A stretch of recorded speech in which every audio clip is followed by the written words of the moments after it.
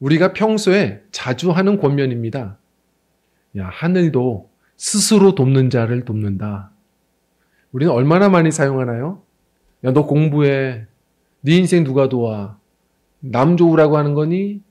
야, 너 자신은 너가 도와야 돼. 네가 먼저 움직여야 하나님도 움직이셔. 우리는 그렇게 다그칠 때가, 충고할 때가 많은 걸 보게 됩니다. 근데 사실 이 말은요, 우리 성경에 있는 얘기가 아니라 오래전 벤자민 플랭클린의 격언이라고들 이야기를 합니다. 그런데 너무 합리적인 말이라 사실 우린 성도들도 예수님의 말씀보다 이 플랭클린의 말이 우리의 가슴에 새겨지고 살아가시는 분들이 참 많은 걸 보게 됩니다. 이 충고를, 권면을 서로가 나누고 듣는 걸 즐거워하거든요. 물론 합리적이지만 성경은 전혀 다른 이야기를 합니다. 이게 낯설어서 우리는 이게 가슴에 새겨지지 않는 것 같습니다. 성경은 뭐라고 표현하죠? 하나님은 스스로 돕는 자를 도우신다가 아닙니다. 전혀 반대로 하나님은 스스로 도울 수 없는 자를 도우신다라고 이야기합니다. 이게 무슨 말입니까? 성도님들, 이것이야말로 오직 성도들만 아는 은혜의 세계입니다. 스스로 도울 수 없는 자를 도우시는 하나님이십니다. 자, 오늘 이 말씀을 통해서 우리가 좀 마음을 새롭게 해보기를 원하는데요. 오늘의 이 본문 말씀에 아주 중요한 단어가 있습니다. 그것이 무엇이냐면 카타카이론이라는 말입니다. 바로 그때. 오늘 말씀에 보면 하나님이 우리에게 어떻게 응답하시고 어떻게 구원하시고 어떻게 역사하시는가, 하나님의 시점이 우리의 생각과는 전혀 딴판입니다. 하나님은 언제 일하시는가? 어느 시점에 역사하시는가? 오늘 세 가지의 때가 나옵니다. 우선은 첫 번째로는요, 약할 때입니다. 우리 한번 그 다음 글씨들을 읽어볼까요? 시작. 은혜는 그때 다가온다입니다. 우리가 연약할 때 은혜는 다가옵니다. 자, 오늘 저는 말씀 중간에 한번 영상을 하나 좀 더 보려고 합니다. 제가 지난주 중에 이 영상을 보고 참 피곤했던 마음이 싹 씻어졌어요. 너무 따뜻한 어떤 그런 마음을 주었습니다. 보셨습니까? 해외의 한 어린이인데 이게 엘리베이터에 갇혔어요. 근데 갇혀서 얼마나 두려워요? 사고입니다. 그런데 그 가운데 잠시 멈칫하더니 뭐 하는 줄 아세요? 곧바로 기도합니다. 근데 그 CCTV에 찍혀서 그 음성까지 많은 세계인들을 지금 감동시키고 있습니다. 기도가요, 대단합니다. 하나님 여기 계신 줄 믿습니다 하면서 기도하는데, 결국은 도와주세요 하는데 예수님의 이름으로 기도합니다 하는데요, 그때 엘리베이터 문이 열려요. 응답이 됩니다. 우리 한번 좀 보도록 할까요?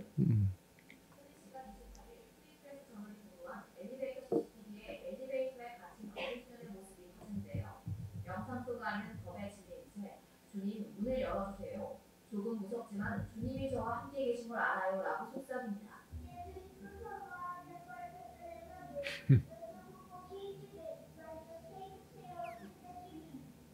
아이가 기도를 마치고 아멘이라고 말하는 그 순간 굳게 닫혀있던 엘리베이터 문이 활짝 열립니다.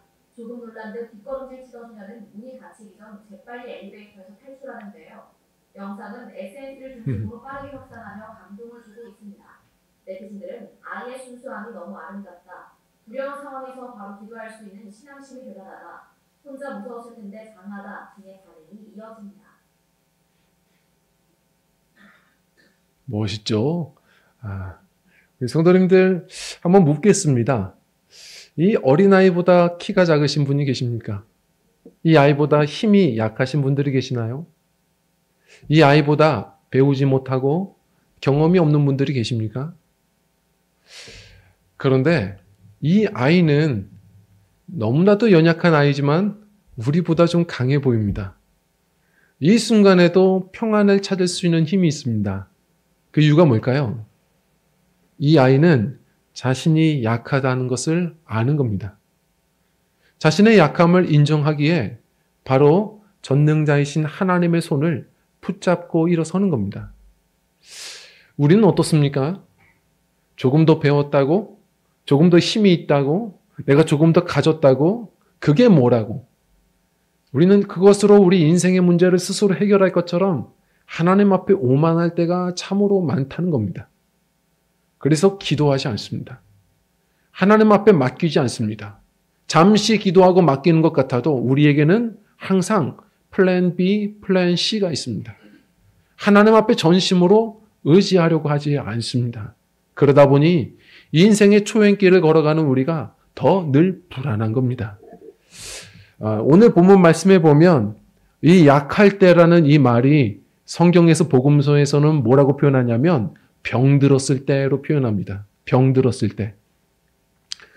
제가 요즘에 좀 마음이 서글펐는데 저랑 교제하는 한 젊은 목사님이 그렇게 힘이 빠져 계세요. 그래서 묻지 않다가 한 번은 좀 물어봤습니다. 무슨 일이 있으시냐고 그랬더니 얘기를 하세요. 사실은 자기가 청년부 시절부터 같이 신앙생활을 해온 그런 남자친구, 여자친구가 있답니다. 그 두 친구가 마음이 맞아서 같은 청년 공동체에서 신앙 안에서 결혼도 한 거예요. 자, 그런데 시간이 좀 지나서 얼마 전에 한 소식을 듣는데 그 중에 그 남자친구, 그 남편이 시한부 선고를 받습니다. 희귀병이 이제 드러났고 이제 죽어가는 거예요. 그 병실을 찾아가 봤더니 그 말라가는 모습이 너무 괴롭고 힘든데 근데 자신이 정말 허망한 건 뭐냐면 그 다음 이야기인 겁니다. 그 다음 이야기가 자기가 아는 그 여자친구가 그 아내가 그 시점에 병실에 와서 이혼을 선언했다는 겁니다. 어떻게 그럴 수가 있지? 그렇게 힘들 때 저도 말씀드렸죠. 가정 이야기는 우리가 다 할 수 없습니다. 함부로 이야기할 수는 없습니다. 그런데요, 우리 성도님들 어떻습니까? 제가 가끔 결혼 주례를 하다 보면 성원 서약문을 좀 깊이 봅니다. 거기서 늘 항상 읽는 구절이 있죠. 기쁠 때나 슬플 때, 건강할 때나 병약할 때에도 종신토록 사랑할 것을 하나님 앞에 엄숙히 서약하십니까? 그러면 다들 쩌렁쩌렁 네 합니다. 과연 그러나 그 문구가 어떤 의미인지 알고 있을까? 그 문구를 책임질 수 있는 준비가 되어 있을까? 그런 걱정이 있을 때가 있습니다. 배우자들에게도 슬플 때와 병약할 때에는 몸부림입니다. 그런데 세상은 어떻죠? 뒤를 보지 않습니다. 우리가 약할 때, 병들 때 반드시 등 돌리고 멀어지는 것이 친구요 지인들입니다. 하나님은요. 이게 우리의 위로입니다. 하나님은 시편 34편 18절에 보면 마음이 상한 자를 가까이 하시는 분입니다.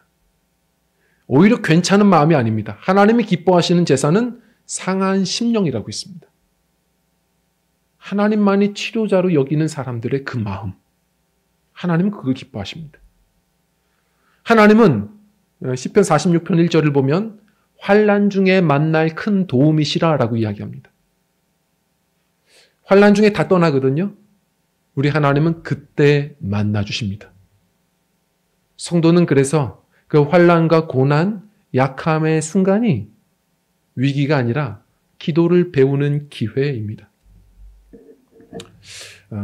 제가 얼마 전에 한 또 영상을 보다가 좀 재밌었어요. 그 배우 김갑수 씨가 한번 한 프로그램에 나와서 예전에 그 태조 왕건, 그 유명했던 그 드라마 이야기를 합니다. 보셨습니까? 뭐라고 얘기하냐면 이분이 그곳에서 그 배역이 그 궁예와 함께 케미가 잘 맞는 그 책사, 종간 역할을 했거든요. 그런데 이분이 참 그랬답니다. 본래 시나리오에는 70화 정도 가면 죽는데요. 그래서 그럴 줄 알았는데 시청률이 자꾸 올라가고 그리고 자신들의 케미가 너무 좋고 인기가 높아지니까 감독이 계속 살리더라는 겁니다. 그래서 70화가 지났고 100화가 넘어갔대요. 100화가 넘어갔는데도 감독이 죽일 생각을 안 한다는 겁니다. 그래서 자신이 감독에게 찾아가 얘기했대요. 감독님, 제가 돈 버는 것도 좋은데 배우가 양심이 있지. 제가 죽어야 이게 드라마가 되는 거 아닙니까? 종간이 죽어야, 궁예가 죽어야 고려가 서는 거 아닙니까? 절 죽여주십시오. 그랬더니 어떻게 죽이냐고. 절 죽여야 됩니다. 그랬더니 그러면 칼로 죽을까요? 약으로 죽을까요? 그래서 이왕이면 편안하게 약으로 죽겠습니다. 그래서 멋있게 약으로 마지막 역을 했다고 이야기합니다. 그게 120판가 그럴 거예요. 길게 했습니다. 성도님들, 우리도 그게 문제인 것 같습니다. 많은 분들이 내가 약한 게 문제라고 생각하지만 저도 이게 늘 씨름이거든요. 약해서 문제인가요? 성도는 강해서 문제입니다. 너무 강해서 기도하지 않습니다. 내가 죽을까 봐 문제인가요? 아니에요. 늘 살아나서 문제인 겁니다. 성도님들, 성경은 뭐라고 표현했냐면 우리가 약할 때가 그의 강함이라고 이야기를 했습니다. 성도님들, 우리가 죽을 때 비로소 내가 죽을 때 예수가 사신다라고 이야기를 합니다. 성도님들, 우리의 약함, 그래서 바울 사도는 나의 약함을 자랑하노니 라고 이야기했습니다. 하나님 앞에 뭘 들이밀 게 있다고 우리가 그렇게 고개를 듭니까? 성도님들, 하나님이 아니면 답이 없습니다라고 고백하며 나가는 전심으로 무능한 믿음들이 될 때, 성도님들, 전능자의 손이 닿는 놀라운 은총들이 있으리라 믿습니다. 약할 때가 삽니다. 죽어야 사는 겁니다. 하나님 없으면 강한 척해야 살 겁니다. 절대로 약함이 들키면 안 되거든요. 그러나 전능하신 하나님이 계십니다. 우리 약할 때에 다가오시고 구원하신 우리 주님을 바라보면서 당당하셨으면 좋겠습니다. 평안히 기도하셨으면 좋겠습니다. 그리고 두 번째입니다. 자격이 없을 때를 이야기합니다. 우리 한번 그 다음 글씨 읽어볼까요? 시작. 사랑은 그때 완성된다. 우리 6절 하반절 읽어보겠습니다. 시작. 그리스도께서 경건하지 않은 자를 위하여 죽으셨도다. 아멘. 자, 경건하지 않은 자, 이게 무슨 뜻일까요? 이게 불량품이란 뜻입니다. 전혀 쓸모없는 존재예요. 전혀 쓸모없는 존재. 그런데 그런 존재를 하나님이 먼저 사랑하셨다라고 이야기합니다. 이해가 되시나요? 이 당시에 이 말씀이 기록될 당시는 로마 사회가 어땠냐면 로마 사회는 만신을 섬겼습니다. 근데 여러 신을 섬기는 사람들이 있어요. 근데 그들이 여러 신전을 들르고 여러 신상을 섬기는데 불구하고 그러나 신앙생활하는 데는 어려움이 없습니다. 외울 게 없어요. 공식은 똑같았답니다. 그게 뭐죠? 많은 재물 바치면, 많은 공덕을 쌓으면 이 신이 나에게 도움을 줄 거라는 똑같은 믿음이 있었던 겁니다. 그런데 살아계신 하나님은 너무나도 낯선 이야기를 하십니다. 우리가 헌신해야죠. 섬겨야죠. 그렇지만 구원받기 위해서, 응답받기 위해서 그러시는 건가요? 아닙니다. 하나님은 그 구원을, 우리의 응답을 우리의 조건에 두지 않으십니다. 하나님께서는 먼저 사랑하셨습니다. 우리는 감사하여 헌신하는 겁니다. 하나님은 먼저 우리를 위하여 그 사명을 시작하셨습니다. 자격이 없을 때 말입니다. 예전에 그 미국 사회를 감동시켰던 톰 월슨이라는 한 야구 코치가 있습니다. 이 기사를 생각하시는지 모르겠는데 사실 우리가 느끼는 것보다 미국 사회는 여전히 인종차별 이런 문제들이 여전히 존재하죠. 그런데 참 감동스러웠던 겁니다. 톰 월슨이라는 이 야구 코치가 바로 이 흑인 제자, 이 야구 선수, 이 학생을, 이 제자를 어떻게 도왔느냐? 자꾸 이 신장 문제로 괴로워하는 것을 알고 자신의 신장 검사를 하고 신장을 떼어줬습니다. 가능합니까? 성도님들, 지금 이 순간에도 많은 가정들은 지금 신장 이식 수술들을 하는 가정들이 많습니다. 근데 그게 쉬운 일이 아닙니다. 내 것을, 내 장기를 떼어준다는 것은 목숨 거는 일이고 그것은 쉬운 사랑이 아닙니다. 자, 그런데도 가정 안에 그런 일이 일어나면 기사로 작성되진 않습니다. 가족이니까.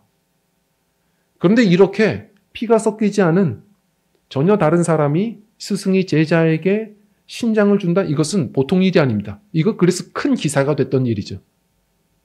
조금 더 우리가 생각을 더 나아가 보겠습니다. 예를 들어서 스승과 제자도 아니고 전혀 연고가 없는 사람이 신장을 준다면요. 조금 더 나아가 보겠습니다. 내 자녀를 그렇게 힘들게 한, 우리 가정을 풍지박산나게 한 그 철천지 그 원수가 아파서 신장을 줄 사람이 있을까요? 원수에게 신장을 줄 사람은요, 전혀 없을 겁니다. 앞으로 우리가 손꼽아 기다려도 그런 기사를 보실 수는 없을 겁니다. 그런데 우리가 성경을 읽지는 않았지만 오늘 10절 말씀 가보면 우리가 원수 되었을 때부터 주님은 사랑하셨다라고 얘기합니다. 마귀 편에 서서 하나님 마음 아프게 했었던 그 순간서부터도 하나님은 이미 아시고 먼저 사랑하셨다라고 이야기를 합니다. 이해가 되십니까? 그렇게 하나님의 원수 되었던 우리를 먼저 그 구속을 시작하셨다라고 얘기를 해요. 왜요? 왜입니까? 이 질문 앞에 정답이 뭔지 아십니까? 난 알 수 없도다입니다. 찬송가 410장입니다. 하나님의 은혜로 있을 데 없는 자 왜 구속하여 주는지 난 알 수 없도다.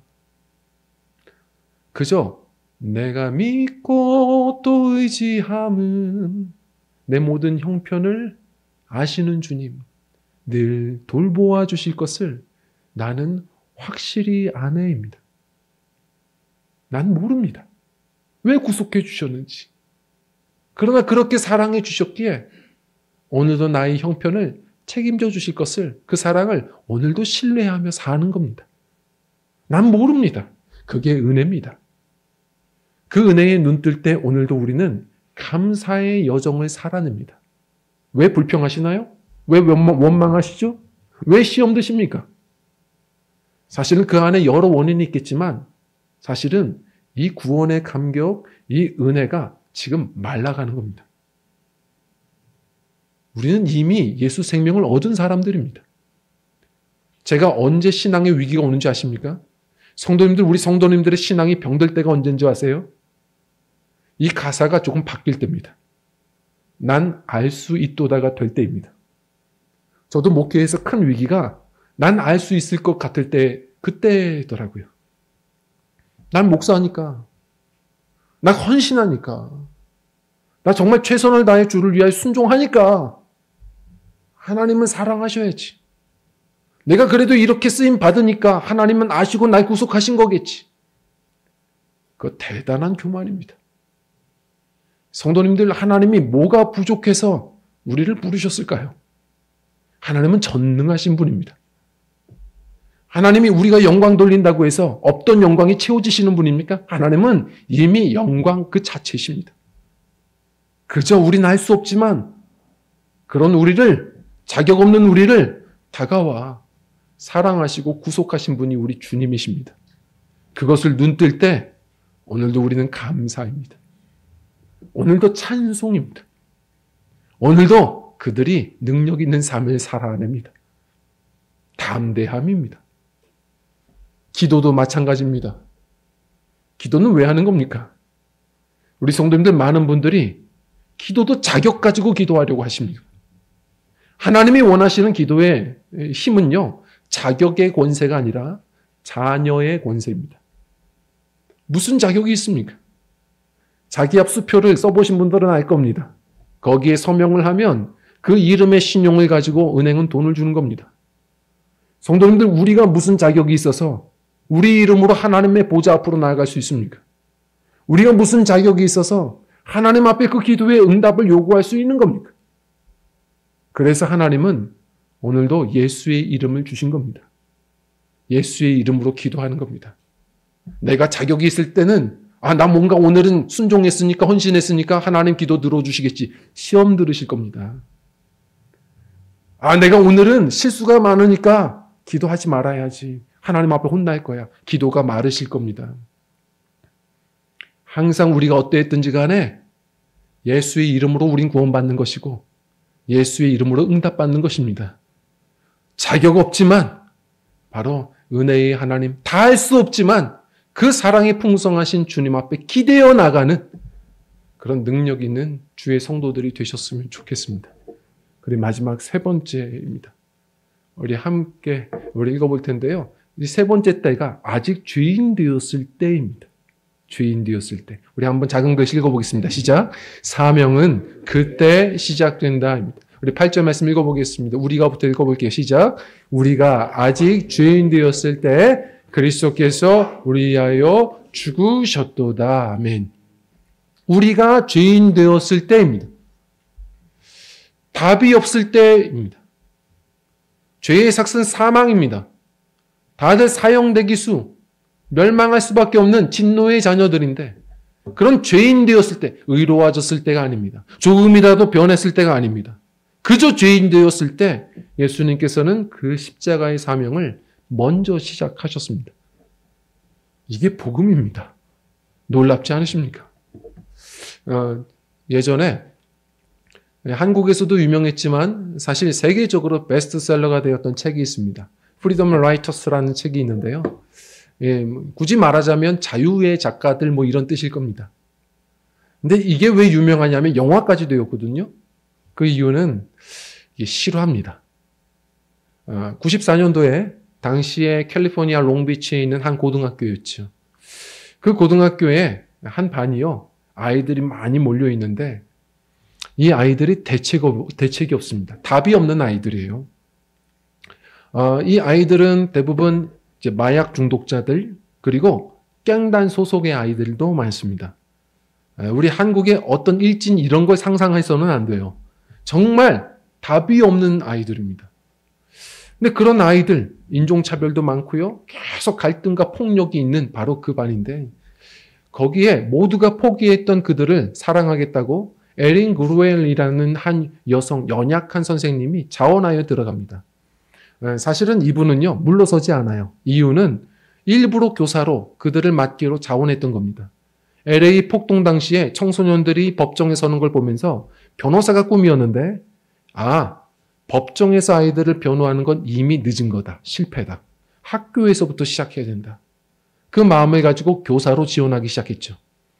그래서 그곳에 들어가자마자 아이들은 먼저 선생님에게 욕설을 날리고 성적인 아주 조롱을 또 날리면서 이 선생님을 밀어내는데 뒤로 물러서지 않습니다. 이 선생님이 오히려 자신의 월급을 깨뜨려서 아이들에게 일기장을 나눠주죠. 여러분들, 성적과 상관없어. 너희들의 이야기를 한번 써보자. 아니, 우리 이야기를 누가 좋아한다고요? 그러더니 갑자기 칠판에다가 멋있죠. 0부터 100을 딱 그립니다. 자, 여러분들 중에 총에 맞아본 사람. 그랬더니 되게 많이 손을 들어요. 놀랍죠? 여러분들 중에, 그래, 딱 숫자를 써요. 여러분들 중에 옆에서 친구가 죽은 것을 본 사람. 그랬더니 또 되게 많이 손을 듭니다. 또 쫙 적습니다. 그러면서 이야기합니다. 봐. 여러분들이 살던 인생은 전쟁터였어. 너희들은 그 전쟁터에서 살아남은 전사들이야. 다들 웃어요. 여러분들의 이야기를 세상에서는 귀 기울여 들을 거야. 그리고 여러분들의 이야기가 누군가에겐 희망이 될 거야. 그러면서 아이들이 그 집착에 못 이겨서 글을 쓰기 시작하는데 자신의 이야기를 터놓다가 치유가 일어나기 시작했고, 놀라운 것은 그 아이들 중에 150명이 전원이 대학에 진학합니다. 기적이 일어나요. 그러면서 이 선생님은 그들의 일기장을 모아다가 프리덤 라이터스라고 하는 아주 유명한 자유의 작가들 그 일기장으로 책을 써내게 된 것이죠. 성도님들, 우리 예수님께서도 그러셨습니다. 우리가 어떤 자격이 있어서가 아니라 죄인 되었을 때 먼저 그 사명을 시작하셨습니다. 그리고 자유를, 그 자유를 우리에게 선언하셨습니다. 어떤 자유일까요? 우리 갈라디아서 5장 13절입니다. 한번 읽어보겠습니다. 시작. 형제들아 너희가 자유를 위하여 부르심을 입었으나 그러나 그 자유로 육체의 기회를 삼지 말고 오직 사랑으로 서로 종노릇하라. 아멘. 자유입니다. 어떤 자유죠? 뼛속까지 욕심의 감옥에 갇혀있던 이기적인 바로 우리에게 다가오신 겁니다. 그저 가만히 두면 평생의 꿈이 모조하면 화장실 3개짜리 집이 꿈인 바로 우리들에게 바로 주님은 그 구속의 은혜로 다가오셔서 우리의 손을 잡아 그 욕심의 감옥에서 끌어내시는 겁니다. 나와 함께 사랑하자. 나와 함께 그 사랑의 길을 걷자. 정말 욕심으로 살던 우리 인생 속에 주님은 꿈 너머의 꿈, 우리 인생 속에 사명을 주시는 주님이십니다. 우리에게 없던 시간이 찾아오기 시작합니다. 먼저입니다. 먼저. 성도님들 그 오래전 사무라이 영화를 보시면 이 검을 든 두 사무라이가 계속 시간이 지나도 움직이질 않습니다. 왜냐하면 먼저 움직이면 빈틈이 있거든요. 먼저 움직이면 지는 겁니다. 인생의 이야기가 다 그렇습니다. 먼저 움직이면 진다입니다. 생각해 보십시오. 먼저가 있으십니까? 쉽지 않으실 겁니다. 먼저 사랑하는 거 지는 겁니다. 먼저 고백하는 거 지는 겁니다. 먼저 용서하는 거 지는 거죠. 먼저 섬기는 건요. 지는 사람들이 하는 겁니다. 먼저 축복하는 거 그거 못합니다. 그거 지는 겁니다. 그런데 우리에게 다가오셔서 먼저를 선물해 주십니다. 그 이유는 그가 먼저 우리를 사랑하셨습니다.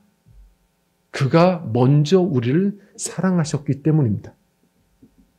항상 give and take으로 사는 우리에게 효율성과 합리성만 따지던 우리에게 주님은 다가와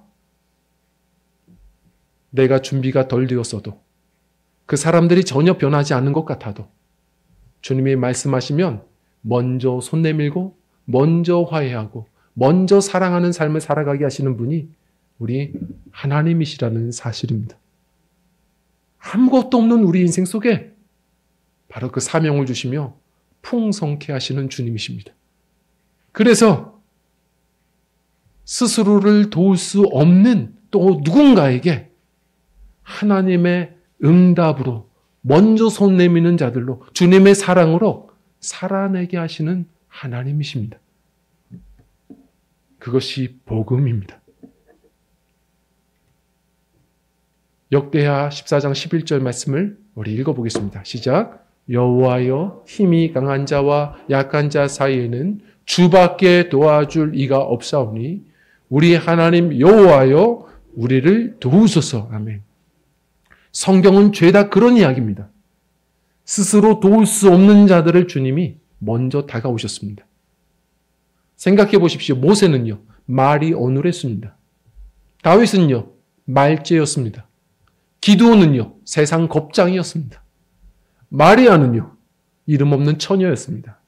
그러나 그들에게 공통적인 것이 있었는데 그것이 무엇이냐면 주님만이 힘이라는 것, 믿고 주님을 의지하던 사람들이었습니다.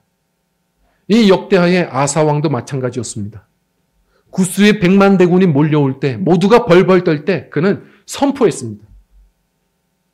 힘이 강한 자와 약한 자 사이에 주밖에 도와줄 리가 없습니다. 성도님들, 세상은 둘 중에 하나입니다. 강한 자가 있고 약한 자가 있습니다. 그러나 정확한 것은 하나님은 강한 자의 편도 아니고 그렇다고 약한 자의 편도 아닙니다.